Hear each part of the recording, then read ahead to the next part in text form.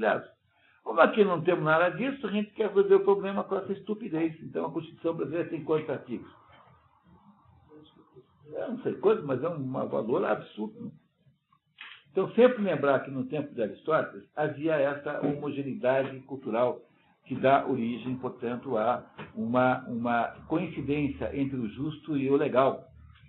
Porque o legal não pode, de modo nenhum, ser contrário àquilo que parece ser compartilhado como valor por todo mundo. São lugares pequenos, onde os valores são compartilhados com facilidade. Todo mundo é grego e homogeneamente grego. E não é o nosso caso aqui, compreendemos? Não é isso? Tá? Depois de Thomas Hobbes, não é mais possível no mundo quase lugar nenhum, a não ser nesses lugares muito pequenos e muito homogêneos, porque estiveram muito separados, muito... Hoje a Suécia é um lugar de imigração, né? Mas a Suécia é um lugar historicamente muito isolado por causa do frio, por causa das circunstâncias físicas, que fez com que eles pudessem desenvolver algum compartilhamento. Né? Então, essa é a maior diferença de todas. E isso existia lá no tempo de Aristóteles de alguma maneira. Por isso que, para ele, justo e legal é igual. Tá? Então, eu repito, quando ele acha que a lei não há direito perfeito, ele não acha isso porque haja uma desvinculação dessas duas coisas. Porque determinados casos são naturalmente ambíguos. Compreenderam? Então, como alguns casos não podem ser muito bem tipificados, então é possível que aí se cometa uma injustiça. Mas é porque, na prática, todos os atos que são dignos de censura, portanto, que são apreciados pelo sistema jurídico, eles são individuais em si próprios. Quer dizer, você nunca tem uma situação igual. Há atenuantes, há agravantes, há questões circunstanciais. Portanto, como há uma particularidade em cada um caso, então é possível que eventualmente se julgue com injustiça. Mas não porque a lei esteja diferente do que seja justo.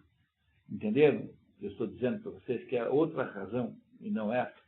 Porque para Aristóteles prevalece ainda a ideia de que a justiça e a legalidade são coisas equivalentes. Continuamos. A justiça, então, nesse sentido, é virtude perfeita. Ainda que com uma qualificação a saber que é exibida aos outros e não absoluta. Que é exibida em relação ao próximo. Porque a justiça é alguma coisa que diz respeito ao outro e não a você mesmo. Portanto, ela é a maior de todas as virtudes. Veja, se você pensar por um outro ponto de vista, que não está escrito aqui, mas vamos poder ajudar aqui um pouquinho o autor, é assim, se você julgar que o modelo geral de virtude de Aristóteles, né, que é a do justo meio, quer dizer, todas as virtudes da alma sensitiva estão baseadas no justo meio, que é essa conversa que nós fazemos ainda hoje, né, entre os extremos. Tal. Bom, se isso é verdade, então o justo meio é naturalmente a justiça, quer dizer, a justiça está de alguma maneira implícita em todas as outras virtudes. Porque se todas têm um justo meio, oi Betina, tudo bem? Temos lugares aqui, onde você quiser. Então, se todas as outras virtudes têm, né, um justo meio, não é isso? Então a justiça, de alguma maneira, está em todos os outros lugares. Por exemplo, né, quer dizer, qual é a justiça da coragem? O que é a coragem? É a justiça, é o justo meio entre a covardia e a temeridade. Essa é a razão pela qual Aristóteles, no fundo, pensa que a justiça é a maior de todas as virtudes, porque ela é uma virtude central, porque o próprio conceito de justo meio é justiça. Nesse sentido, né? Tá? Eis a razão porque a justiça é considerada a miúde como virtude principal, não sendo nem a estrela vespertina ou matutina. Provavelmente extraída da peça Melanite de Euripides, e dizemos provavelmente porque se trata de um trabalho perdido. São sublimes de modo que dispomos do provérbio. Na justiça se encontra toda a virtude somada. Atribuído a Teógenes. Atribuído a Teógenes. Entenderam aqui? Foi o que eu acabei de explicar para vocês em outras palavras. Na justiça estão todas as virtudes, porque se todas as virtudes são uma mediania, um justo meio, então a justiça participa de todas as virtudes indiretamente. Compreenderam? É por essa razão que a justiça de todas é a melhor virtude. Ainda mais porque Aristóteles considera que o ser humano é social, e se o social só continuar sendo social, ou seja, pode só continuar existindo se houver a justiça, então aí mais uma razão pela qual, para ele, a justiça é de todas as virtudes a maior.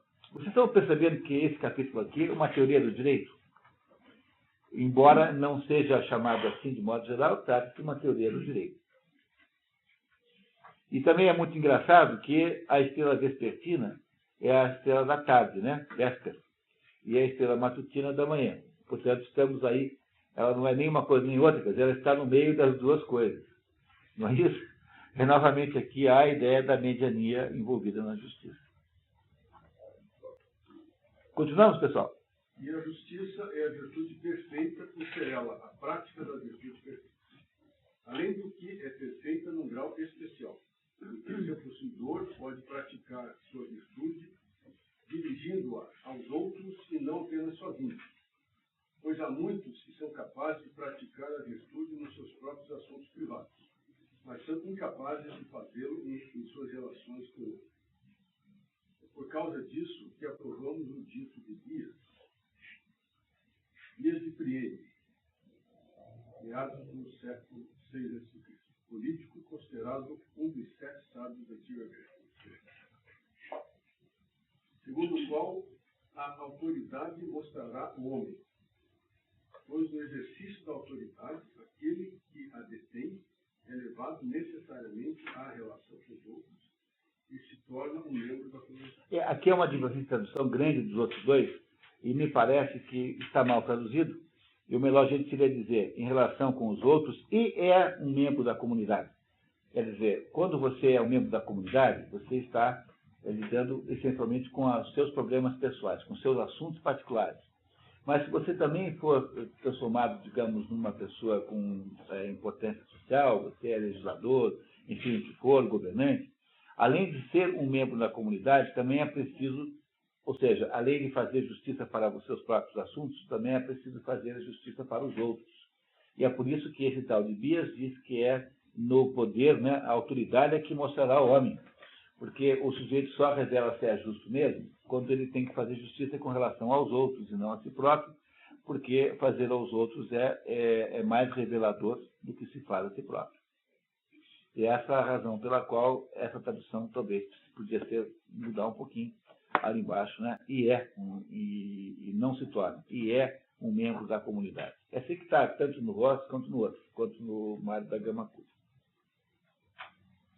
A mesma razão, isto é, o fato de implicar a relação com alguém mais, dá conta do parecer de que a justiça exclusivamente entre as virtudes é o bem alheio, o que concretiza o que constitui a vantagem do outro, seja este alguém que detém a autoridade, seja um parceiro. Como então o pior dos homens é o que pratica o vício na relação com seus amigos, bem como em relação a si mesmo. O melhor não é o que pratica a virtude em relação a si mesmo, mas aquele que pratica em relação aos outros, pois essa é uma tarefa deveras difícil. E a justiça, nesse sentido, por conseguinte, não é uma parte da virtude, mas a totalidade dessa. E o seu oposto, a injustiça, não é uma parte do vício, mas a totalidade desse. A distinção entre a virtude e a justiça, nesse sentido, sendo clara como base do que foi dito. São idênticas, mas sua essência é diferente. Aquilo que é manifestado na relação com os outros é justiça. Nos ter simplesmente uma disposição de um certo tipo de virtude.